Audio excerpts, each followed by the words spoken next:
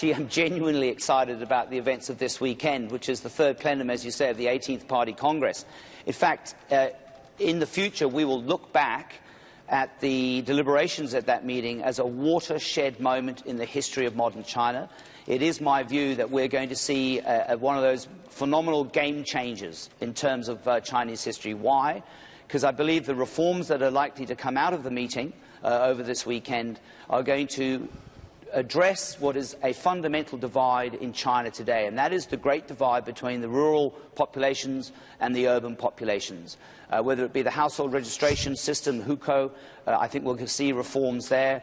My bottom line is, Bernie, I am very excited about this weekend's meeting, despite the name of the meeting, and I am very, very positive on Chinese equities for 2014. In fact, I think Chinese stocks will be one of the best performing markets in the world next year. But anything the Chinese ever announce in terms of like, ooh, overarching reform, I mean, to them, quick action and follow-up is like a 5-year process in China. So what's the trigger going to be for stocks? Okay, I think they're going to lay out a roadmap, but they're going to provide us all with a template for the fundamental reforms, some of which I mentioned earlier. And yes, you're absolutely right. Everything in China is done in a very deliberate, very planned, very careful and progressive fashion.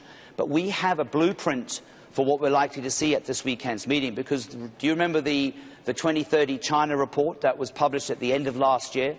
Well, one of the authors of that report is an advisor to Xi Jinping, the president, and I believe we're going to see some really fundamental reforms which is going to unleash an enormous amount of potential energy in the Chinese economy.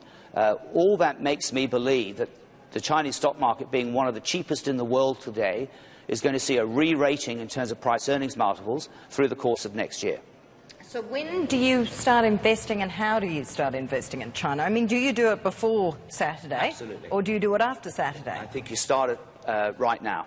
Right now? Right now. And in my last Pain report, I actually was recommending to my subscribers that they allocate funds to the Chinese stock market. It's the first time I've put out an explicit buy Chinese stocks message for a very, very long time. How? It's not easy to do. I mean, you can do it through managed funds, of course, or you enter via Hong Kong.